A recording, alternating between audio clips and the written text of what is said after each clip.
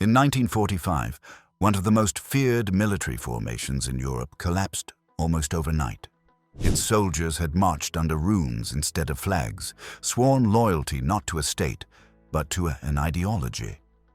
When the war ended, they did not return home as veterans.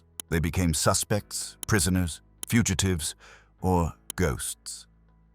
The Waffen SS did not simply lose a war. It lost legitimacy, protection, and a future. So what actually happened to its members after Germany's defeat? And why did their post-war fate become one of the most controversial chapters of modern European history? By the time Germany surrendered on the 8th of May, 1945, the Waffen SS still counted hundreds of thousands of men on its rolls. But the force was collapsing. Years of relentless combat had shattered its divisions, especially in the east. Equipment shortages were severe, recruitment standards had collapsed, and many late war units were SS in name only. What set the Waffen SS apart from the regular army was not battlefield performance, but purpose. It had been built as an ideological force, closely linked to the SS system, racial policy, and occupation rule. That distinction ensured that defeat would bring consequences far beyond disarmament. What followed Germany's surrender was not just arrest and interrogation, it was classification. Behind closed doors, Allied intelligence agencies quietly compiled detailed dossiers on Waffen SS personnel. These were not public denazification files. They were confidential assessments, ranking individuals not only by guilt, but by usefulness. Combat experience, ideological reliability, language skills, and knowledge of Eastern Europe were all noted. Some Waffen SS officers were flagged as irredeemable extremists. Others were marked differently, as potential assets. In the chaos of 1945 and 1946, Western intelligence services feared something new more than the remnants of Nazism: the expansion of Soviet influence. Men who had fought relentlessly against the Red Army suddenly possessed a form of strategic value. This did not mean forgiveness. It meant postponement. Investigations were delayed. Files were sealed. In a small but significant number of cases, prosecution was quietly deprioritized. Former Waffen SS members were questioned not only about crimes, but about terrain, supply routes, partisan networks, and Soviet tactics. None of this appeared in public trials. None of it was announced, but it shaped outcomes. For some former Waffen SS men, the path after 1945 was decided not in courtrooms, but in intelligence offices where the past was weighed against the future. As Allied armies closed in, Waffen SS units made calculated choices. Many attempted to surrender to American or British forces, fearing Soviet captivity.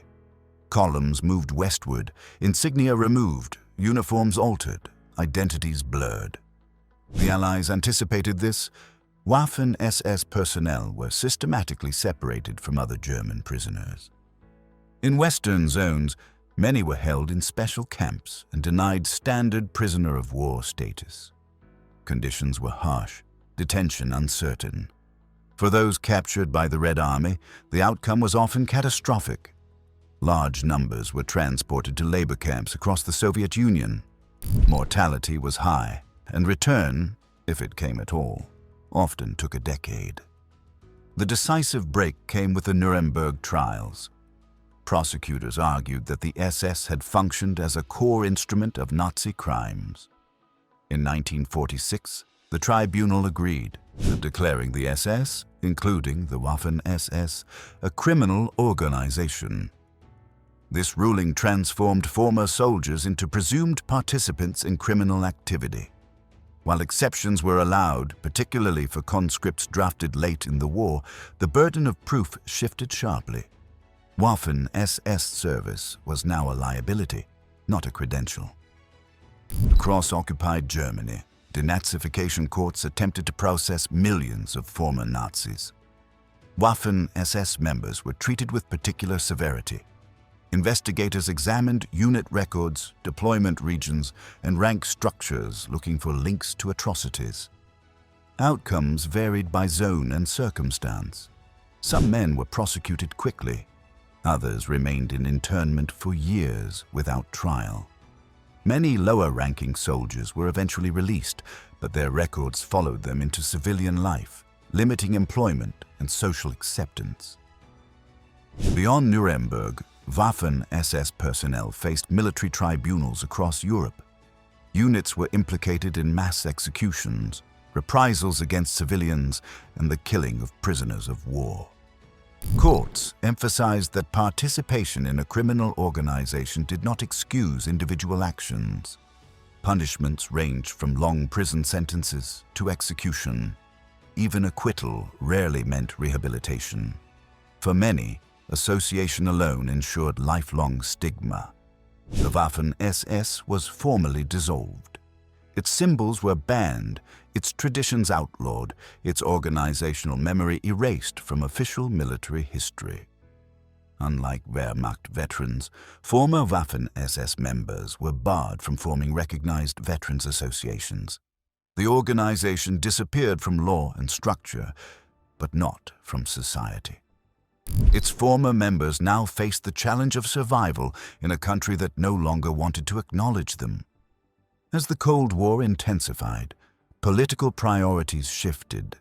West Germany needed stability, labor, and social cohesion. Internment gradually gave way to release. Many former Waffen SS men returned to civilian life, often concealing their service or describing it in vague terms. Officially, they were excluded from the new Bundeswehr. In practice, a limited number were accepted if no criminal involvement could be demonstrated. Others emigrated abroad, seeking anonymity in South America or the Middle East. Justice, reconstruction, and pragmatism collided, producing uneasy compromises. From the 1950s onward, former Waffen SS members organized informally to defend their reputation. They emphasized combat service and suffering while downplaying ideology and crimes. During the Cold War, these narratives found limited political tolerance. Modern scholarship has dismantled these claims. Historians have demonstrated that the Waffen SS was never separate from Nazi policy. It was one of its armed pillars. Today, its symbols remain illegal, and its history is taught primarily through the lens of responsibility and victimhood. The debate over the Waffen SS became less about soldiers and more about how societies confront uncomfortable pasts. After 1945, the Waffen SS was dismantled, condemned, prosecuted, and partially absorbed into post-war society. Some members faced justice, others disappeared into silence. But the organization itself left a lasting lesson. Defeat does not erase responsibility, and history does not end when the shooting stops. If you want to continue this story, watch our next video on the post-war fate of other Nazi institutions. Subscribe and enable notifications for more documentary history.